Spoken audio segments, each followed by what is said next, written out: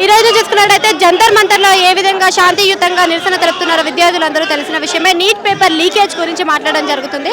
అదే నిజంగా ఒక రాజీనామాతో ఇదంతా ఆగుతుంది అంటే అయిపోతుందా? మీ కళ్ళకు కనిపించేది ఒకటే పేపరా నీట్? అంటే ఒక రాజీనామా ఫస్ట్ తర్వాత మాట్లాడదాం. మీకు లీక్ అయిన పేపర్ ఒకటే కనిపిస్తుందా? ఎన్ని లీక్ అయినాయి ఈ హయాంలా చెప్పండి? 47 అయినాయి. అన్నీ నేను చెప్పుకుంటూ పోతే నేను హిస్టరీ మెయింటైన్ చేసుకొని పోలేను కదా అందరికి. నా బాధ్యత అది మాట్లాడతాను నేను. ఇప్పుడు ఎడ్యుకేషన్ మినిస్టర్ని రాజీనామా ఎందుకు చేద్దామంటే వాడు ఇన్ఛార్జ్ తీసుకుండు కాబట్టి రాజీనామా చేయంటున్నాం. ఇప్పుడు ఈయన ఎడ్యుకేషన్ మినిస్టరు అనే ఇన్ఛార్జ్ లేకపోతే మోడీని దీపో అని చెప్తామా మేము? కాదు కదా, ఎడ్యుకేషన్ మినిస్టరే ఉన్నావు కాబట్టి నువ్వే తీసుకున్నావు ఇన్ఛార్జ్ కాబట్టి వాడు నువ్వే దీపో. వద్దు, ఇదే ప్రైవేట్ సెక్టర్లో జరిగింది అనుకో, వానికి డిటైన్ చేస్తారు కదా, వాడిని పంపించేస్తారు కదా, రిజైన్ చేసి వాడిని నిలబెట్టేస్తారు కదా, టర్మినేట్ చేసేస్తారు కదా వాడిని. ఎందుకంటే ప్రైవేట్ సెక్టర్లో ఒకలాగా, గవర్నమెంట్ సెక్టర్లో ఒకలాగా. ఆల్రెడీ మేము రీ ఎగ్జామ్ పెట్టేసాం, రీనీట్ పెట్టేసాం, ఇప్పుడు రిజల్ట్ కూడా వచ్చేసింది. ఇంకా మళ్ళీ దీన్ని ఎందుకు ప్రొలాంగ్ చేస్తున్నారు? ఆల్రెడీ నేను కడుపు నిండా తినేసిండు, మళ్ళీ అరిగిపోయింది, మళ్ళీ తిన్నామని కూర్చుండు. కడుపు కాలినోడు నేను అన్నం తినలేదు, మొదటిసారి దొరకలేదు, రెండోసారి కూడా దొరకలేదు అంటే నేను చావాలనా చెప్పు? మరి నేను అట్లా అంటే నేను చచ్చిపోతాను. మరి దగ్గరే కదా సొల్యూషన్, ఇంకా అందుకే చచ్చిపోతారు సూసైడ్లు. ఇప్పుడు ఏం కావాలి? మీ మెయిన్ డిమాండ్స్ ఏంటి? మా డిమాండ్ మొదటి నుంచి ఒకటే వస్తుంది. డిమాండ్ ఏంది? ఎడ్యుకేషన్ మినిస్టరు రిజైన్ చేయాలా, అంతే. సోనం వాంగ్చుక్ కూడా మరి డిమాండ్స్ గురించి మాట్లాడము, ఆయన నిరాహార దీక్షను విరమించడము. ఇన్ని రోజుల నుంచి చేస్తున్నాడు కదా తను. అప్పటి నుంచే అదే క్వశ్చన్ వాళ్ళకి అడగలేదు ఎందుకు? ఇప్పుడు అడుగుతున్నారు ఎందుకు? అంటే ఇన్ని రోజులు ఆయన సావని బతకని ఏమన్నా కానీ చూద్దాం ఆయన బీపీలో కూడా అయిపోయింది. పోనీ చూద్దాం, సత్యదాకా చూద్దాం. ఏంది నిరాగ దీక్ష అంటే గదేనా? ఏంది సత్యదాకా చూద్దాం, తర్వాత గెలుద్దాం. అప్పుడు కూడా కేసీఆర్ కూడా ఇట్లనే చేసిండే, కానీ సత్యదాకా చూద్దామనను. దాని తర్వాత రివోల్ట్ అయింది. ఎవరి వల్ల అయింది? స్టూడెంట్స్ వల్ల అయింది. ప్రభుత్వాలు స్టూడెంట్ని అడ్డం పెట్టుకున్న ముసుగుల గేమ్ ఆడుతారు. అక్కడ దాకా తెచ్చుకుంది ఎవరైతే లీడ్ చేస్తున్నో వాడే. నువ్వు అదే ఒకవేళ రాజీనామా అయిపోతే మరి కొత్త ప్రభుత్వం వచ్చేదాకా మీరు ఏమైనా ఎక్స్పెక్ట్ చేస్తున్నారా? కొత్త ప్రభుత్వం కాదండి, ఉన్న ప్రభుత్వం మంచిగా చూసుకుంటే చాలు. నెక్స్ట్ గవర్నమెంట్ వచ్చేదాని మీద నమ్మకం ఉందా చెప్పండి? మరి మీ నమ్మకం ఇస్తే నేను పక్కా అదే పెడతాం. మరి లేదు ప్రొటెస్ట్ చేస్తున్నా దేని గురించి? పార్టీల గురించా లేదా నా కడుపు వంట గురించా? నా కడుపు వంట గురించి నేను దాని గురించే మాట్లాడతా. కానీ నెక్స్ట్ రాజకీయం వస్తే ఏమొస్తుంది బెనిఫిట్స్, దాని తర్వాత ఏమొస్తుంది బెనిఫిట్స్ అంటే రాజకీయ నేతలకు అడగండి, వాళ్ళు బెనిఫిట్లు చెప్తారు. బెనిఫిట్ అడగట్లేదు, మీరు ఈ నమ్మకంతో ప్రొటెస్ట్ చేస్తున్నారు కదా. ఇఫ్ ఐ బిలీవ్, నేను బిలీవ్ చేసిన అనుకున్నాం, బిలీవ్ చేస్తున్నా నేను ఈ గవర్నమెంట్ వస్తే చేస్తుందని చెప్పి. ఇప్పుడు మన తెలంగాణలో బీఆర్ఎస్ పోయి కాంగ్రెస్ వస్తే నాకు బెనిఫిట్ వస్తుంది అనుకున్నాం. ఏమైనా బెనిఫిట్ వచ్చింది? ఏమొచ్చింది బెనిఫిట్? ఎవరు కష్టాలు వాళ్ళది. పొద్దున్న లేస్తే ఎవరు జాబులు వాడే వేయాలా, ఎవరు తిండి వాడే తినాలా. నేను అనేది అదే, పార్టీలు ఇన్వాల్వ్ చేయకండి. స్టూడెంట్స్ గురించి ప్రొటెస్ట్ కాబట్టి స్టూడెంట్స్ గురించే మాట్లాడి నేను మాట్లాడగలుగుతాను. నేను మాట్లాడాలి, టాపిక్ డైవర్ట్ చేయాలంటే 2 నిమిషాలు కాదు, టాపిక్ డైవర్ట్ అయిపోతుంది మొత్తం. కానీ ఉన్న టాపిక్ మాట్లాడడం విషయం. ఇక్కడ కంటెంట్ ఏంది? ఎడ్యుకేషన్, స్టూడెంట్స్, దాని గురించి మాట్లాడి నేను చెప్పగలుగుతాను. ఇప్పుడు శాంతియుత నిరసన అయితే తెలుపుతున్నారు విద్యార్థులు నీట్ పేపర్ లీకేజ్ గురించి అని చెప్పేసి. మరి ఈ రోజున చూసుకున్నట్టయితే తెలంగాణలో కూడా అదే ప్రొటెస్ట్ అయితే జరుగుతుంది. మరి విద్యార్థుల హక్కులు అనేది వాళ్ళు సాధించగలుగుతుంటారా? Madam, first of all India is the greatest and latest black day ఏదైనా ఉంది అని అంటే జూలై 20th. ఎందుకంటే క్రూరంగా ఒక విద్యార్థులను చూడకుండా, ఒక లేడీస్ అని చూడకుండా, ఒక మహిళలను చూడకుండా పోలీసులు వ్యవహరించిన తీరు అనేది ఇండియాకే అత్యంత పెద్ద బ్లాక్ డే అని చెప్పేసి కూడా మనం చెప్పుకోవాలి. ఎందుకంటే ఈరోజు ఒక బాధ్యత నేను తీసుకున్నప్పుడు ఆ బాధ్యత రహితంగా నేను వ్యవహరించాల్సిన తీరు నాది.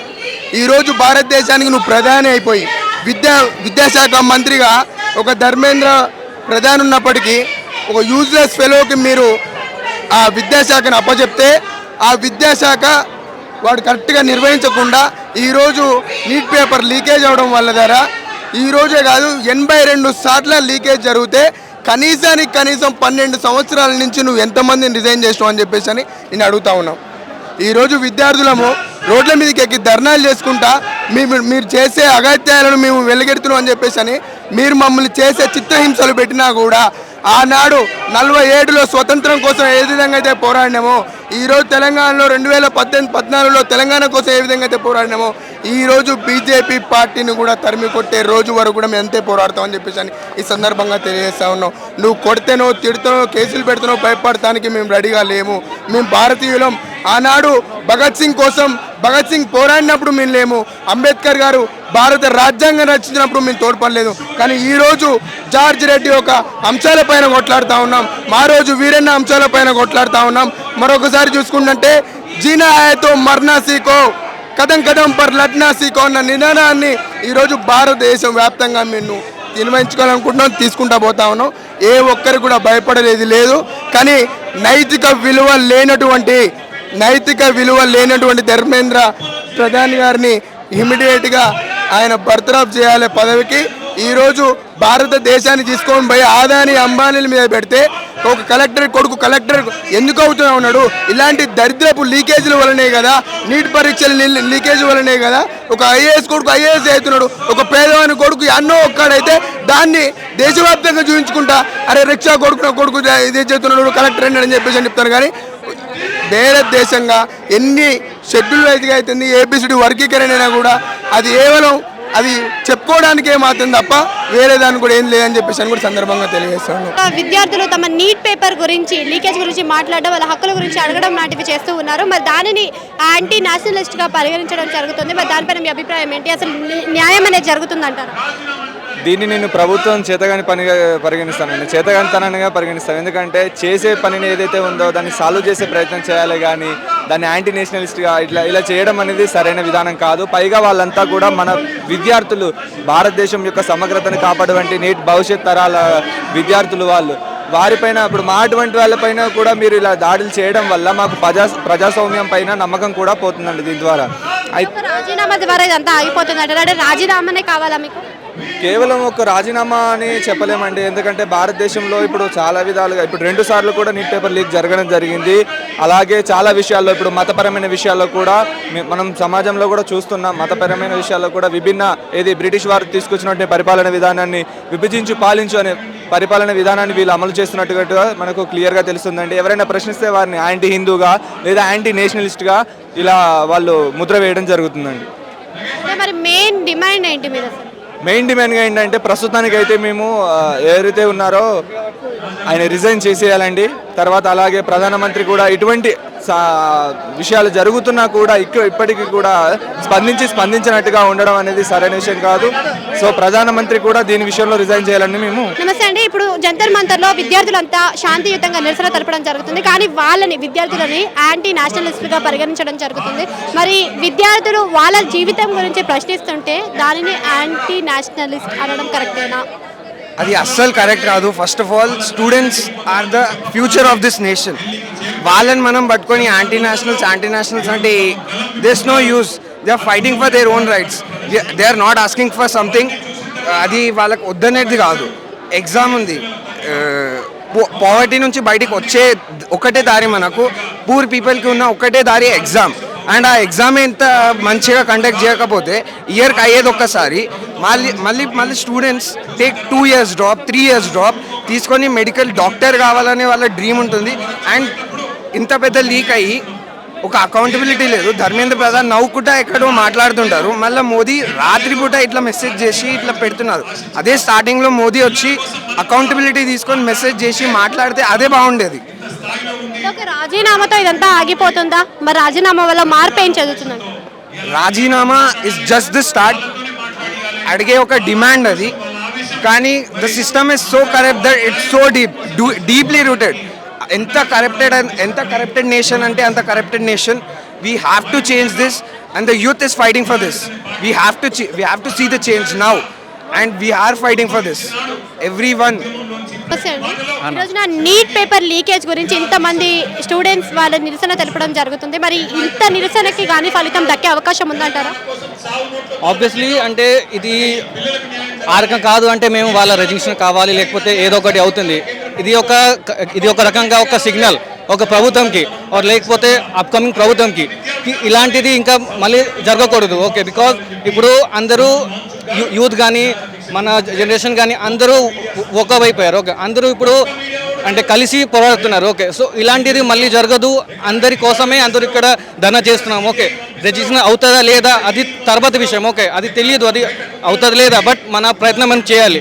ఇలాంటిది మళ్ళీ కూడా అవుతూ ఉంటుంది. సో రాజీనామా వల్ల అంతా ఆగిపోతుందా? మరి మార్పు ఏమైనా వచ్చే అవకాశం ఉందంటారా? ఆబ్వియస్లీ రాజీనామా వల్ల అలా ఏమీ ఒక పెద్ద చేంజెస్ రావు. ఓకే, బట్ ఇది ఒక కైండ్ ఆఫ్ అకౌంటబిలిటీ. ఓకే, ఎవరొక తీసుకోవాలి, రెస్పాన్సిబిలిటీ తీసుకోవాలి. ఇంకా ఇదే చెప్దాం అనుకున్నా అంటే ఇది ఒక సిగ్నల్ టు ప్రభుత్వం లేకపోతే అప్కమింగ్ ప్రభుత్వం. ఓకే, కి మీరు ఇప్పుడు దాకా ఎలా అవుతుంది అది అయిపోయింది, బట్ ఇప్పటి వరకు యూత్ ఇలానే వస్తుంటుంది, ఇలానే పోరాడుతూ చేస్తుంటాం మేము. भाई इस प्रोटेस्ट किसके लिए कर रहे, क्यों कर रहे? तो देखिए भाई, सबसे पहले अगर मैं अपने आंसर्स दूं, so before I give my answers, I would like to thank you media people from the bottom of my heart, because the reason there are a lot of mainstream medias, they have got no guts to come and cover these things at ground level. Probably if they come here they would be trashed, right? So other thing would be is like, again they get offended when they are called Godi media. So before I say anything, sincere thanks from great gratitude from my heart. Thank you for coming here and coverage. And the second thing, the reason I am here is I am here for my sister. And I have seen my sister study 16 hours a day for her NEET exam, and she's given her NEET 2 times, and 2 times also the paper got leaked. So I am here to raise my voice because I have seen my sister lying on bed and crying for hours straight. What's your main agenda for this? My main agenda would be, see, like one person can't do anything, but if 1 crore or 2 crore people think the same thing and they think we have one, or like we one are not one until we are one, right? So I am here to like contribute to the society and also raise my voice for the things going on here. And the main thing I am here for is for the resignation of the education minister, and apart from that we also want and demand like 1 crore compensation for all the students who have committed suicide. Already students said we are doing silence protest, but they are doing silence protest or not? I'm so sorry, I didn't understand your question. Students are doing the peaceful protest at the Jantar Mantar, and they said that they have started a peaceful protest and the violence have been started there.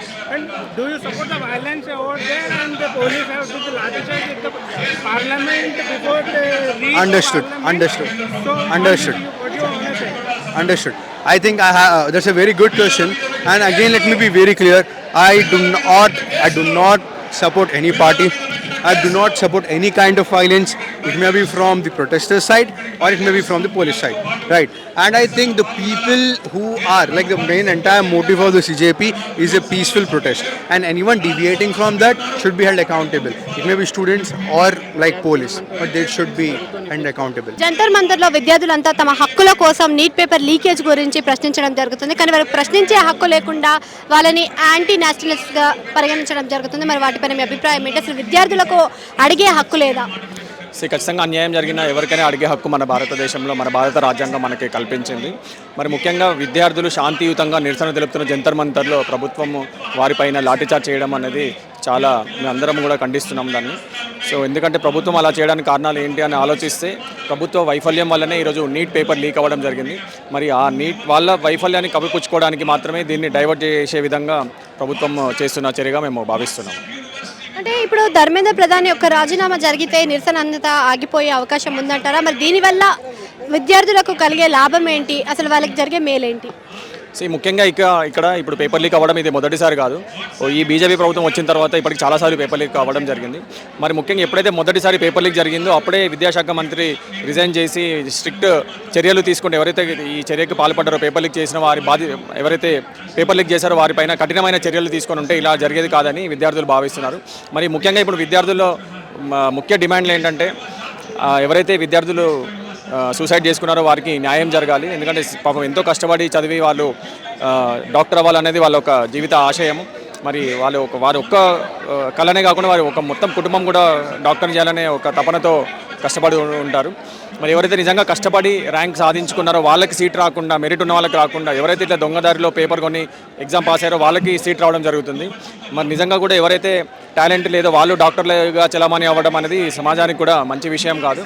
మరి ఇలాంటి పరిణామాలు జరగకుండా ముఖ్యంగా ఇప్పుడు విద్యార్థులు కోరుతున్న విధంగా strict action తీసుకోవాలి ఎవరైతే పేపర్ లీక్ చేశారో వారిపైన. అలాగే ఎడ్యుకేషన్ మినిస్టర్ ఇమీడియట్గా రిజైన్ చేయాలి ధర్మేంద్ర ప్రధాన్ గారు. అండ్ ఇలాంటివి జరగకుండా కఠినమైన చర్యలు తీసుకోవాలనేది ప్రధాన డిమాండ్గా మేము చూస్తున్నాం. వాంగ్చుంగ్ కూడా తన నిరాహార దీక్షను విరమించుకోవడం జరిగింది. మరి డిమాండ్లు తీరినట్టేనా? సోనం వాంగ్చుక్ గారు ఆల్రెడీ 20 రోజుల నుంచి ఆయన నిరాహార దీక్షను చేయడం జరిగింది. మరి నిన్న కేంద్ర మంత్రి గారు వెళ్ళి ఆయన్ని కలిసిన తర్వాతనే ఆయన ఆరోగ్యాన్ని దృష్టిలో పెట్టుకొని దీక్ష విరమింపజేయడం జరిగింది. మరి ఆయనకి హామీ ఇచ్చినట్టుగా తెలుస్తుంది.